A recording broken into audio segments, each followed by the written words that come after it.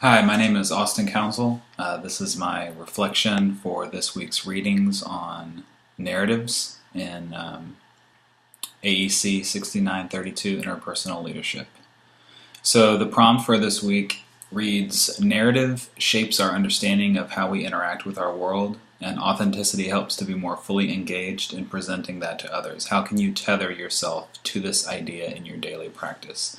So, my tweet reads, and I have a very hard time condensing something into 140 characters just because the way my mind works, I'm very methodical and I have to feel like I have to explain myself with a lot of words. It's something that I'm continuously working on as I get older. But my tweet it says, being consciously aware that when I speak, I am pulling someone else into a one-sided, painted mental image of my world for a period of time.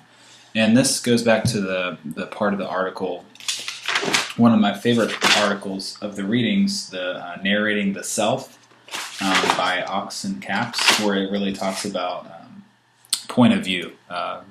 And I've always been aware of, when we talk to people and when we share our stories, we're only sharing one side of the story, but we tend to always think that our side of the story is, the one that's most truthful. But when you're explaining a narrative and an experience to someone, it's really important to be aware that you are pulling them into your world, and that is just your world, and that experience that you have is just one perspective and one of many perspectives. So I think it's important for us to be aware of that when we're sharing our stories with other people, to not necessarily say that our side is the one that's truthful and the one that's right and the one that's just.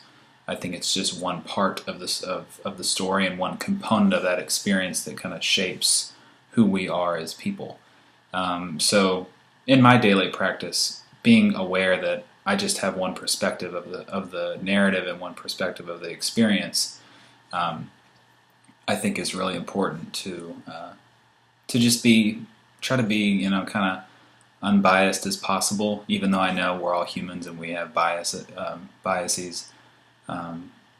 I think it's important to acknowledge that we just have one side of the story.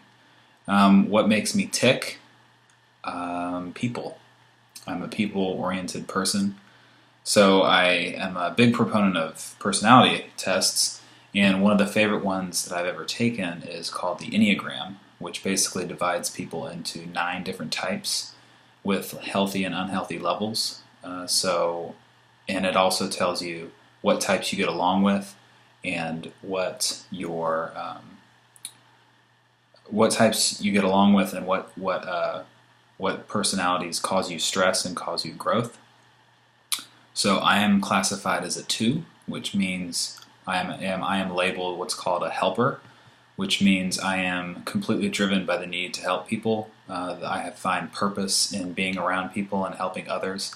Now, that can manifest itself in many different ways. For me, I like being around people. I like talking about life. I enjoy bringing people together, like I explained in class about my love for cooking and food. I have dreams of being able to work in developing countries and do education work that involves help. I like just listening to people's stories and giving them advice if they allow me to. That's helping. So the healthy aspects of a 2 are complete altruism, authenticity from the heart, being aware of our strengths and weaknesses, and being genuine with people, and that help. Now, 2s can be unhealthy, and in that sense, for instance, an unhealthy version of a 2 would be providing help for people and then expecting that same help back, like setting expectations and having expectations of reciprocity for everything. I think as human beings in this world, I think reciprocity is a good thing, but I don't think it should be expected on the same level from everyone. 2s and helpers, I'm talking about the Enneagram, should do things out of their heart because they feel that they genuinely want to help the other person and not have strings attached with that help. So as a 2 and identified as a helper on the Enneagram scale, um, personalities that cause me growth are more individualistic ones, because helpers tend to want to always be around people and they want to invest themselves in other people's lives. By doing that, it's a good thing, but at the same time, it can be detrimental to the helper themselves because they don't take any time to focus on their needs and their self-awareness and what's going on in their lives when they're totally invested in other people. So by becoming and growing to be a little more on the individualistic side, 2s really can grow that way.